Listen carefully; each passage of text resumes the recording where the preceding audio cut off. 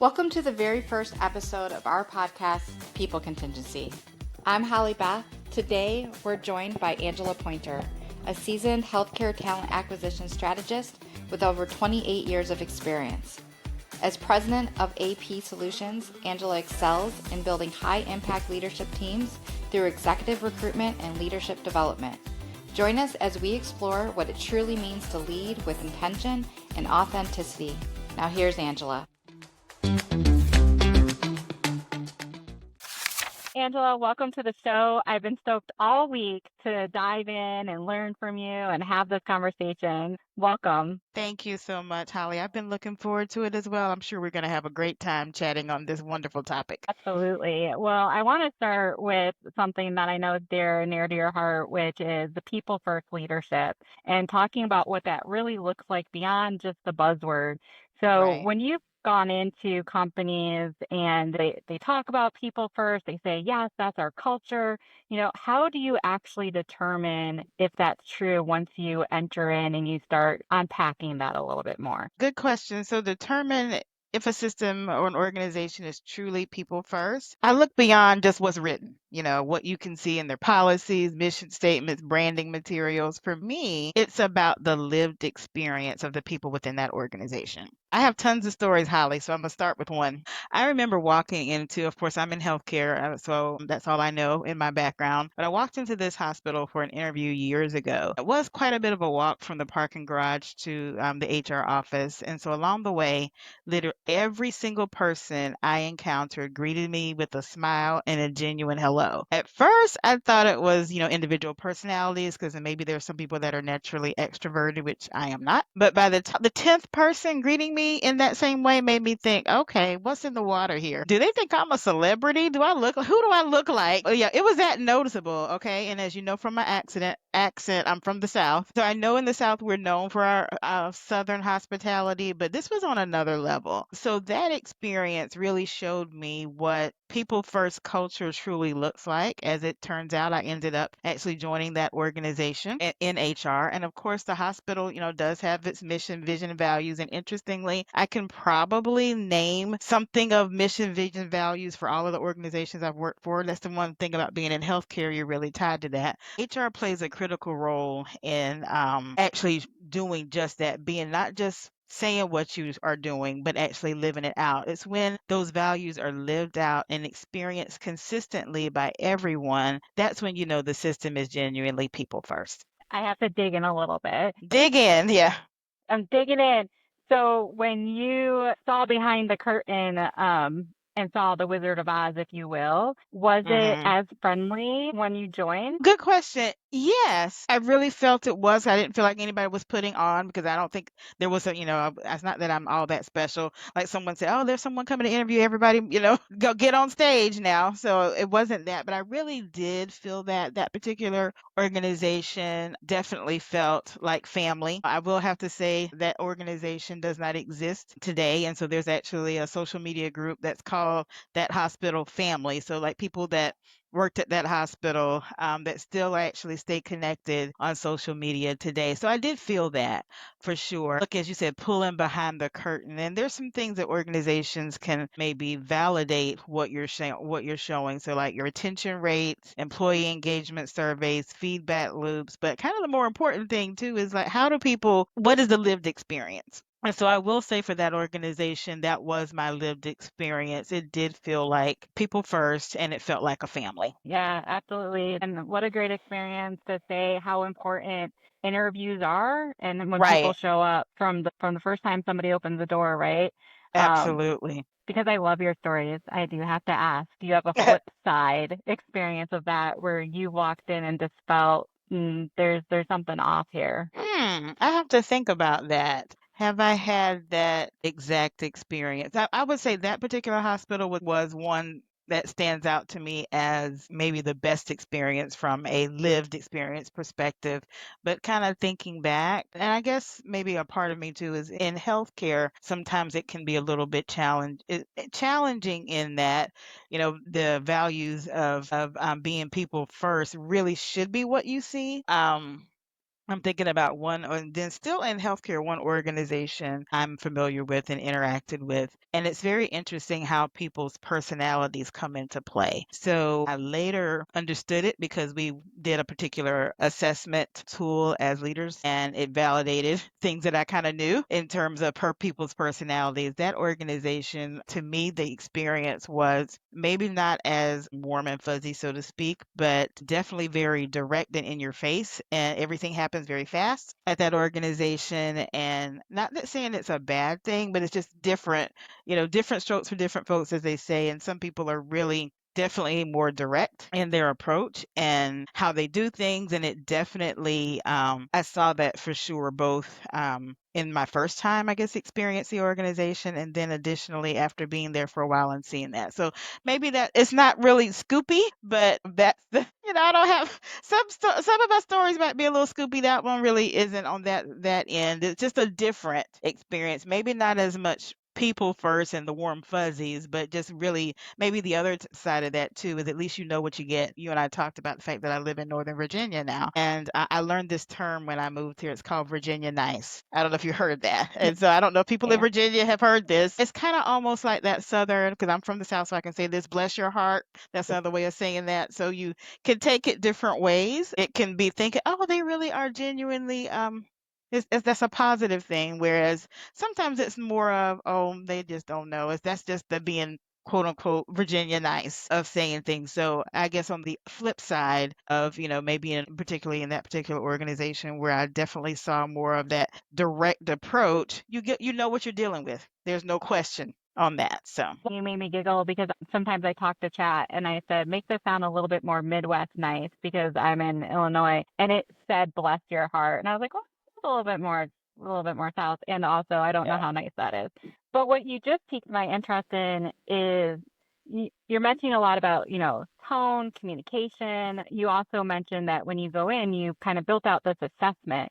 So I imagine communication is somewhere on your assessment. Can just share a little bit what else is in your assessment when you're looking at people first.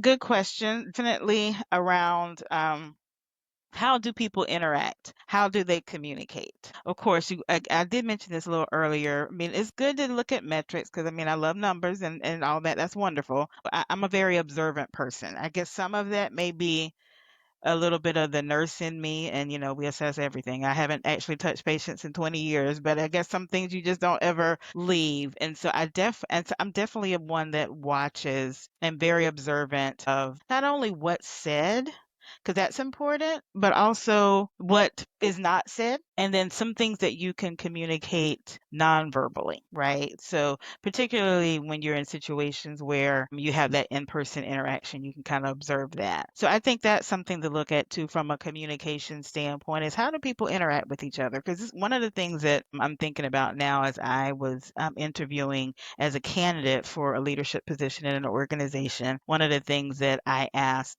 this particular leader was, what was that leader's relationship with the CHRO, if I may ask? I was bold enough to ask that because I think that's important to see. And the answer to that question gave me everything that I needed to know. You see what I'm saying? Again, it's not just about what's said, but it's also about what's not said that can really speak volumes. You can definitely see when somebody is self-editing and answering that Mhm. question and trying to be very careful of not sharing what they know you might not want to hear. Right. And I realize too, it's a interesting question or a and it's certainly not intended to be a trick question, but it is a question that is like, ooh, how do I answer that? So I know it probably took the person a little bit off guard, but I think it's important to just really kind of understand that. And then later, as that was an organization that I actually ended up joining as well. And I understood more as time went on about why maybe the answer was what it was and some of the things from that standpoint. Was the answer to that question a warning on why it might not have worked out, or was it irrelevant? So I'll say it this way. I think it gives you an idea of how to interact with people because to me, I don't really consider it a red flag or a deal breaker or things of that nature because nobody's perfect. There's no perfect organization, there's no perfect people. I think it's helpful to understand what you're going into because that can help inform how you relate to people because we're all very different. We have different personalities, we have different ways of thinking and working. And one thing I try to do, I'm certainly not perfect or have arrived. I'm learning every day, but with that I'm learning to be intentional and really intentional about how do I work with the individual I'm working with. So Holly, if you and I were working together, I want to get to know you, Holly. I want to know your story and understand how can I best relate. We may have very similar personalities, we may have very different personalities, which whatever we have, I want us to have a positive working relationship. And what I like to do is be intentional about how can I best serve you because I am in this, I know people talk about, I think we talked earlier about buzzwords. I don't like buzzwords, but this is one thing I can relate to is servant leadership because that's kind of my thought process around how can I serve and how can I make an impact. And so that's what I would want to do as I'm working with you or anyone is understanding how can we best work together. Such a great tip for candidates as well when Hmm. they're doing the interviewing is not only get the answer, but then analyze it for yourself. Right. You mentioned intentionality, and I want to talk about something that you've connected before, which is intentional living to intentional leading. And I Hmm. think that's such a powerful idea, Angela. And I want you to unpack that a little bit for me. And what does that look like in a day to day and how you show up and start building with clarity as a leader in your life or advice for others and theirs? Sure. For me, intentional living means starting out each day with purpose. So that could look like setting clear priorities before you're getting started with the day and running in to check emails. I know I work from home now and I have been working from home for a number of years now, but I remember the days of being in the office. And I know me personally, um I don't like just jumping in my day. I need a minute. I need to come in. That's why I'm always typically have been an early bird 'cause I like to come in and get myself together, plan for the day, etc. So that could look like setting those clear priorities before you start your day, practicing gratitude for what you already have, reflecting on how your actions, and this is a good one that's really near and dear to me more recently, is how my actions align with my core values. Core values is not just for an organization. Everyone personally should have their core values. But it's not about letting the day happen to me, but me deciding how do I want to be today and how do I want to show up. So that's intentional living personally, and also intentional leadership mirrors that. It's the same thing. It's leading with clarity about who you are, what you stand for, and how do you want others to experience you day to day. And I've experienced this with leading teams. It looks like being transparent in communication. I say this all the time. I'm just as transparent as I can be and still keep my job. Because I think that's important as a leader to be that way. Show empathy by truly listening to your team. And this is something that I've gotten better about over the years. But truly listening and listening with all of your senses. And then holding yourself and others accountable with grace. One way that leaders can build clarity is setting clear priorities for your day, starting with practicing gratitude, etc. But also, I think this is something, again, a newer thing that I've been doing is carving out intentional time for self reflection. So I know for me, this was something I started doing, maybe it's been about 3 or 4 years ago now, is I kind of have a before the workday and end of the workday self-reflection. And something that leaders can do is think about, did I lead today in a way that reflects my values? This other one is not that you want to beat yourself up, but just thinking, where could I have been more intentional? So identifying your core values as foundational, because if you don't know what you stand for, it's hard to live or lead from that place. And so I'll say small habits go a long way. Another thing that I've gotten into is, I've been very intentional personally about my own growth. And so that's just spilling out because of that passion. I want to share that. And so journaling is something that I've gotten into.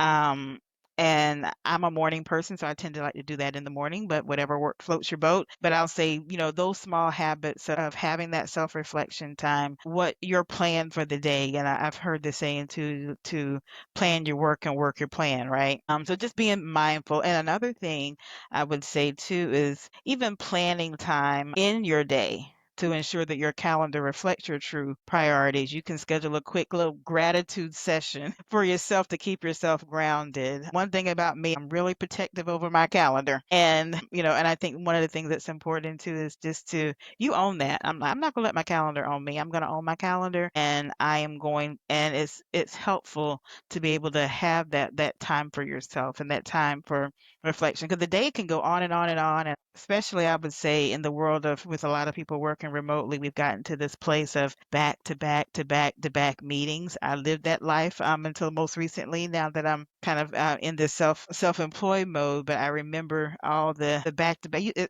It's kind of impossible. um Definitely, certainly very challenging from a back-to-back perspective. But to kind of circle back to what we started mentioning on this segment is about intentional living. And I think that intentional leading starts with intentional living yourself, and then that spills into how you can be that way as a leader. Well, thank you for unpacking that and really giving some actionable advice to individuals so that they can Hmm. act on it. I loved what you shared too about reflection or even looking at your calendar and getting ahead of it and just adding in a 15-minute break even between all of the Hmm. meetings if you can. So you shared so much value, and so thank you for doing that. I appreciate it. You mentioned healthcare and you've worked in healthcare before, and we know in healthcare, whether I work in specifically applied behavior analysis, where we focus Hmm. on mainly provide using that science to provide therapy for individuals with autism, but whether it's that or even outside of that in all of healthcare, that's financially strapped, emotionally, operationally. There's a lot of different competing contingencies. As an expert in talent and in managing people, where do you wish that more leaders would have some more clarity or understanding about building something that's sustainable, is value centric, even while under all of those pressures? That's a very good question and very relevant for the times that we're living in. As you mentioned, there was a phrase I have heard um, around financial headwinds. That's the thing everybody's talking about. I know it particularly in healthcare industry, but I'm sure it transcends other industries as well. And I think it's important for leaders to recognize that in these times, sustainability isn't just about conserving resources, right? So we talk a lot about doing more with less, and how can we work smart. All those things are great, but I think it's also important not to lose sight of building resilience within your team and systems. So, true sustainability that's aligned with values starts with clarity on what's most important to the organization and to your people. And then what are those non-negotiable values that drive your culture and decisions? When you know that, that becomes your anchor, and especially during these times of pressure. So when there's financial strain, as you mentioned, operational challenges, rapid change, and I'm a person that loves change, but sometimes even with being a change lover, it's just happening so fast, it's hard to keep up, right? Leaders who continually invest in their people will see long-term benefits. And when I say invest, I'm not talking about necessarily financial investment, which that can be a challenge right now, but I would call this kind of creative investment. And how can we create opportunities for mentorship?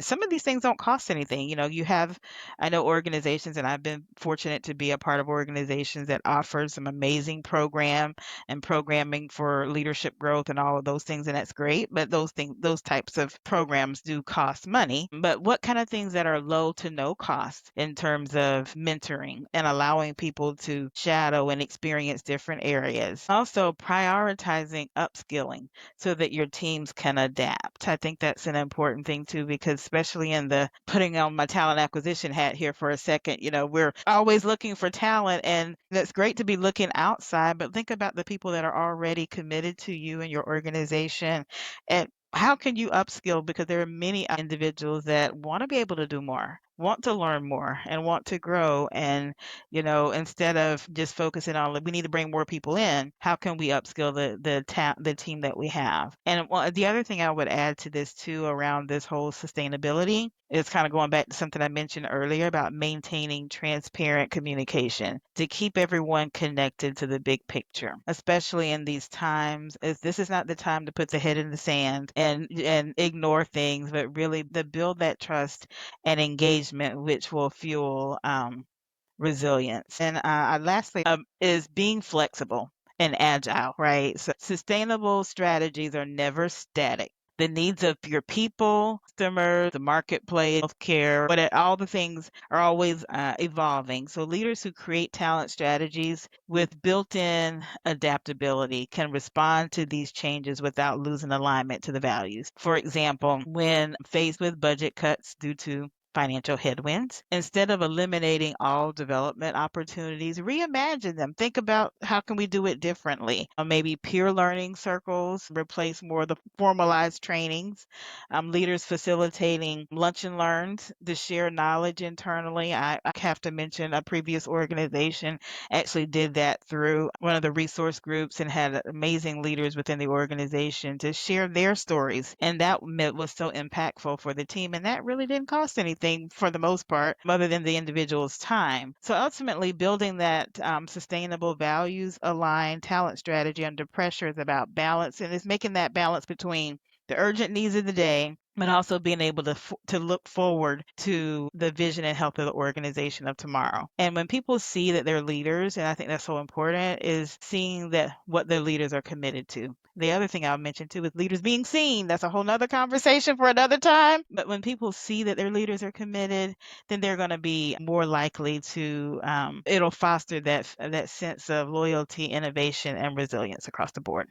Absolutely. Everything that you said. And I think something just to highlight that you said is figuring out first, what might be missing or what your pain points are, but then thinking creatively. Don't get stuck in well, we can't do training, so we're just going to move Right. on. Or, so Mhm. you gave a lot of alternatives that I think are going to be helpful for people to hear. You also mentioned peer groups, which leads me to thinking about inclusion and belonging. Mhm. And you've been really active in a voice in inclusive effort. I know that that's something, again, that's so near and dear to your heart and mine because, as an autistic, belonging and inclusion is very Mhm. important in many different aspects of work life. You've been a part of Black Nurse Collaborative and your work with DI. And so I want to pick your brain as an expert in that from your perspective.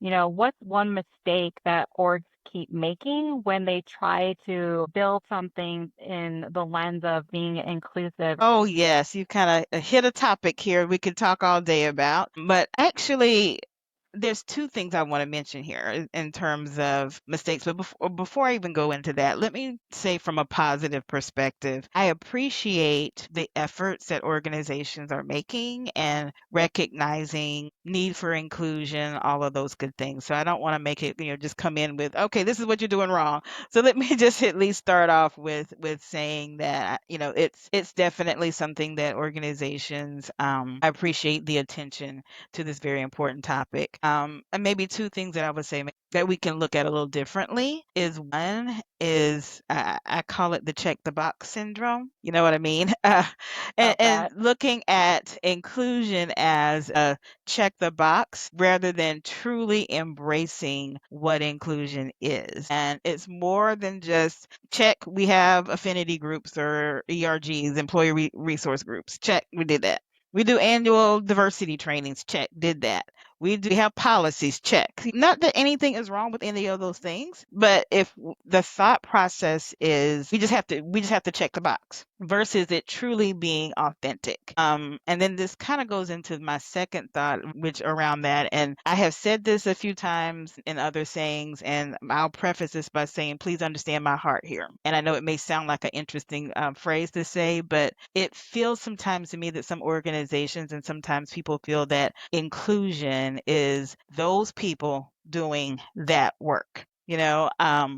I have even seen that there's a thought process that you have to check a certain box to even do this kind of work. For example, I'll say I've said this before in another setting that I know I am a woman of color and I'm a female.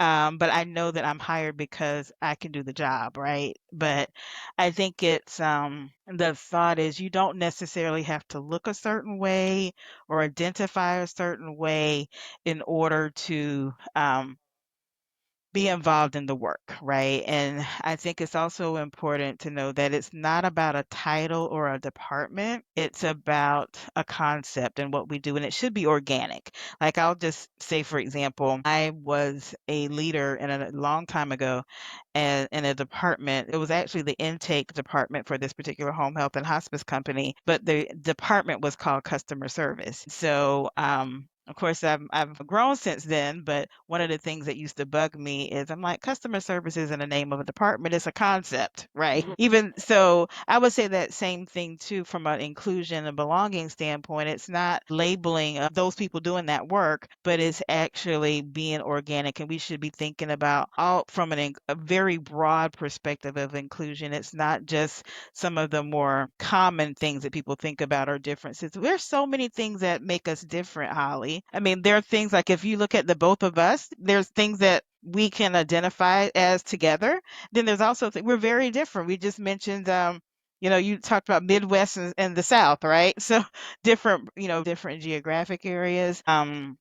Another thing is I'll even mention too, just different personalities in the way we think and the way we operate and the way we not only think and behave. And I think it's important as organizations are looking to truly be inclusive, it's not just about kind of the on the surface things, but really thinking about from an inclusion standpoint with anything that we're doing, who needs to be involved, who needs to be at the table or invited to the party, so to speak. I know sometimes, especially in larger organizations that happen to have large HR departments and different centers of expertise or COEs, and it can be very interesting that, and this is all within the HR umbrella, one department can make a change, not being intentional about it, but not realizing how much it affects another place, another area. Sometimes that can happen in talent acquisition where, we find out 2-3 weeks later that there was a new policy or something that was established and that type of thing. And again, it's certainly not I talked about intentional. It's not being intentionally exclusive, but just taking the time to think about who needs to be involved, who are we not thinking about, who are we forgetting? And we're human. There are things that you can't think of everything, but I think it's important to take that time to reflect and think about, am I really including everyone that needs to be involved? What I think is hopeful is that I feel, and I look at the intent of the heart, right? That we're witnessing that people really are wanting to do the right work for the right reading. So many leaders are wanting to lead with humility, openness, and courage. And so that's encouraging to me to see that. And I think that when these leaders are doing that, it's going to be a ripple effect throughout the organization and creating that culture where everyone feels seen, heard, and valued. You're very focused on action. You mentioned some things that might be a mistake is checking it off, but taking no action on that. And I love that you ended on that hopeful note. What you said is really important is that it's the beginning and every organization is going to be along their journey somewhere.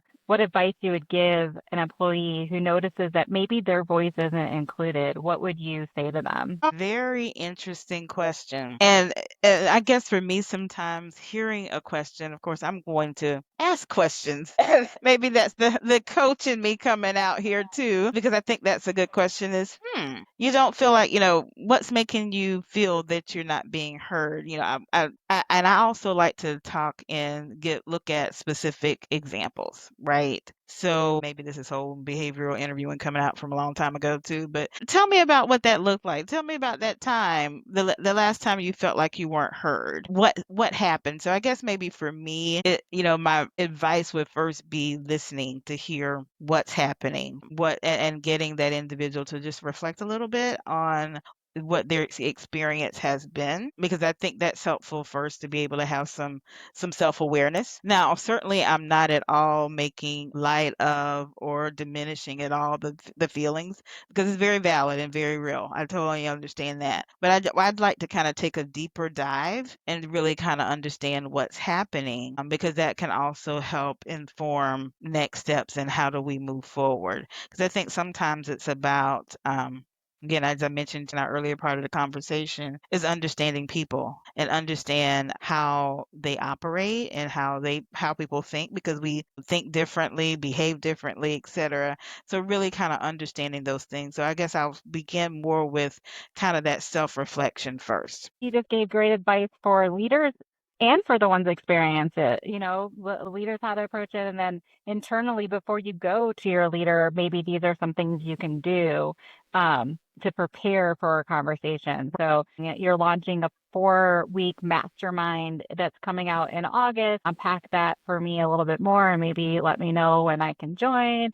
Sparked it. What's it all about? Give me the details. Yeah, so I'm really excited about this. And honestly, when you talk about what sparked it, it's, as I mentioned earlier, it's kind of by my own personal journey, which I have to say I'm still in, I'm still on. This is a journey, not a destination. And as I've navigated different seasons of life and leadership, I've seen how powerful it is to pause and reflect and intentionally invest in myself. So I've been doing that personally, and I wanted to create a space where others can do the same within community, to have the support and accountability along the way. So that's kind of what sparked it. And then, well, what is it? People know, what are we going to be doing? So we'll be delving into some principles of intentional growth based on a book by John C. Maxwell called The 15 Invaluable Laws of Growth. So each week we'll unpack key takeaways from that book, and discuss practical ways to apply these principles to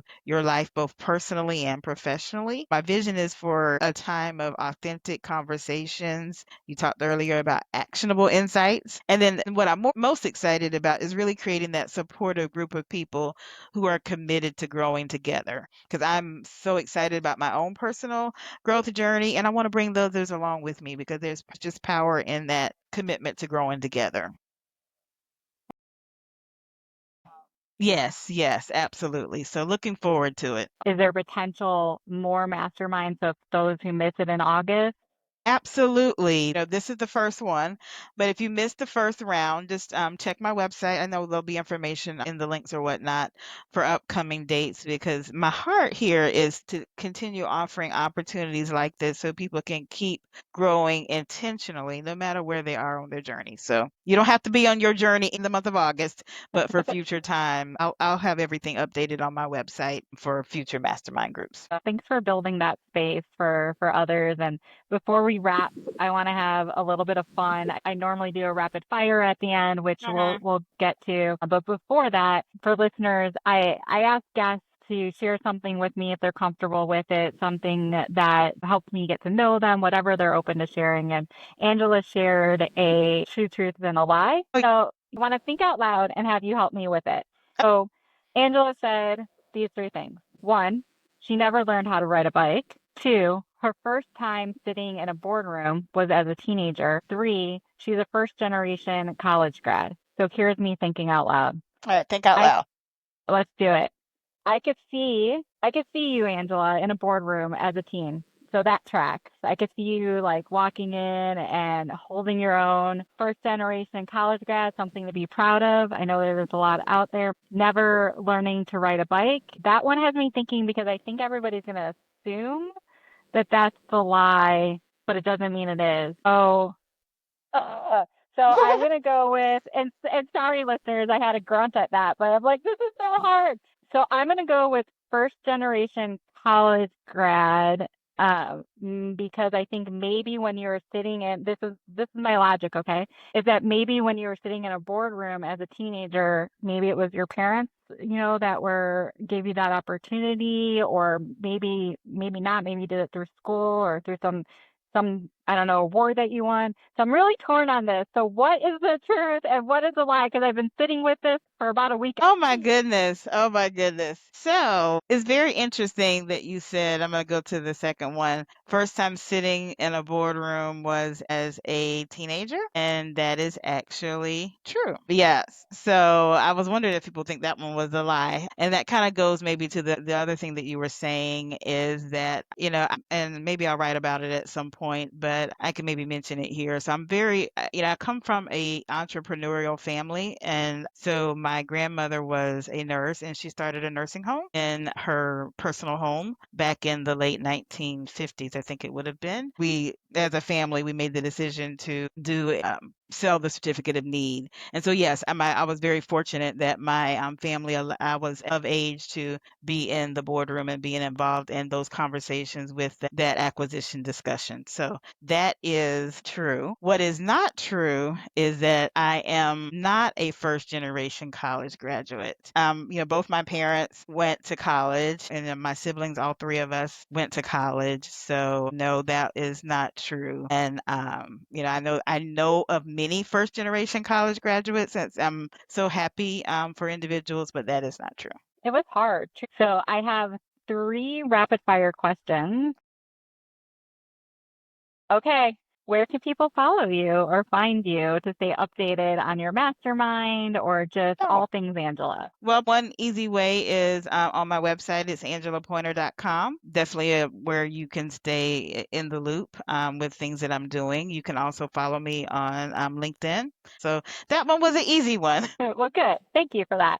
And how about a book that you'd recommend? Yeah, so one that came to mind is this called Love Plus Work by Marcus Buckingham. I actually participated in a book club, and that's not something I normally do. That was actually probably one of the first or second that I've done, but it was very interesting to me. And I know we don't have a whole lot of time here, but that's one. There's plenty of books that you can recommend. I know I'm going to be doing the mastermind on one of John Maxwell's books, but there's plenty out there. So, well, we're going to put that in the show notes. What's one thing that you say that people quote back to you that they find helpful, whether it's a colleague, a student, whatever you want to share, something that you hear that's an Angelism? Oh my goodness. You just got me thinking here because people know that I have Angela-isms. That's actually what we call it. So, and gosh, I probably should write a book about these. One thing in my Angela-isms is that I don't know how I do it, but I mash up words. Um, and I make up new words. Um, so kind of thinking about some of those two things is I'll hold off on the mashups because one is escaping me. That not all leaders have a title, and not all people with the title are true leaders. It's a good one. And I say that not to throw shade, so to speak, but mainly from the standpoint of people understanding that you don't have to have a title to be a leader. That's what I really want to get out of that is that first of all, you have to know how to lead yourself. And so we all are leaders. So we don't have to have a particular title, but you can still be lead.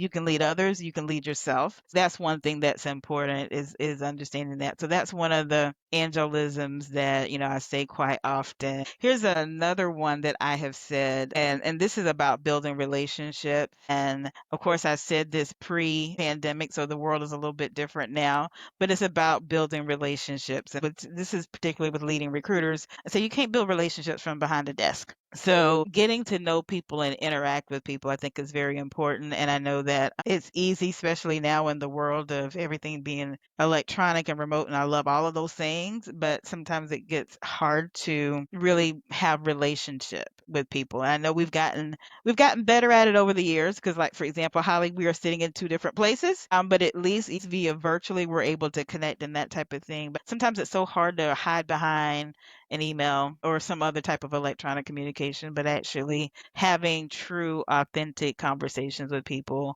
is so important. And I think about now, I have a 19-year-old son, and it's very interesting to me. He's going to be a sophomore in college now, and it's just very different when I was in college versus when he was in college. It's I don't people don't talk to each other like they used to. It's like I sent a text. It's just very interesting, but I think it's important to build relationships and to take the time to be intentional about getting to know people.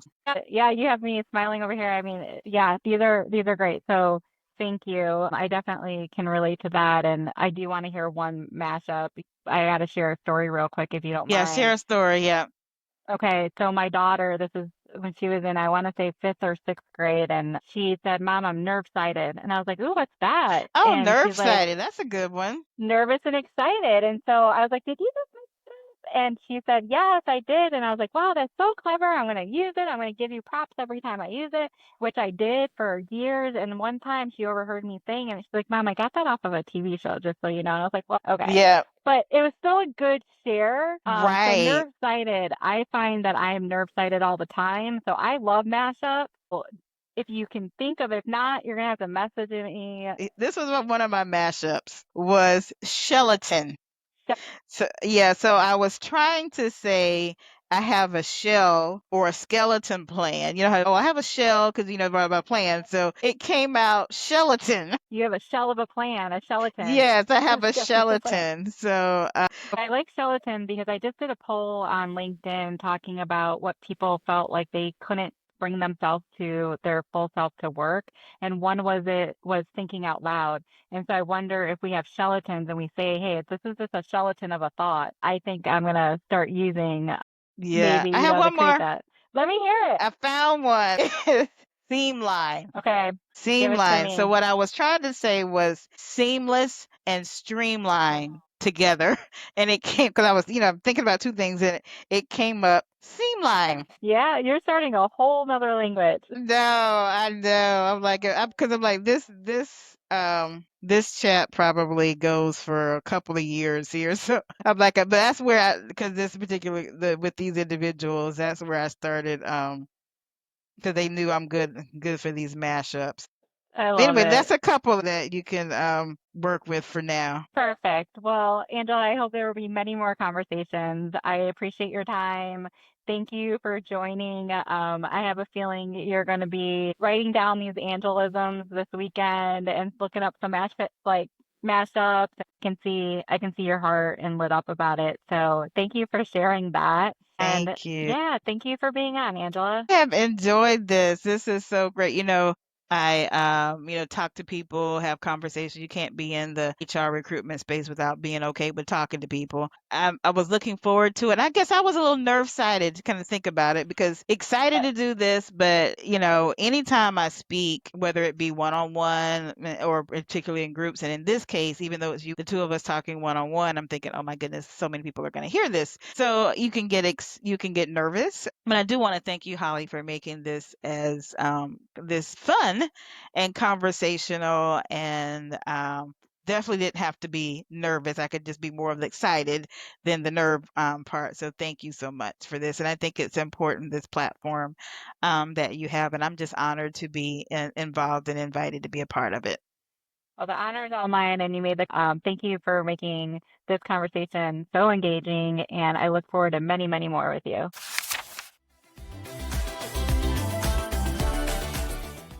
As we wrap up today's episode, I want to extend a heartfelt thank you to Angela Pointer for sharing her invaluable insights on people-first leadership.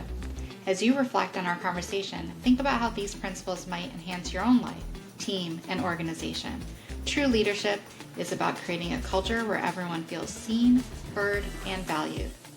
If you try any of these ideas, I'd love to hear from you.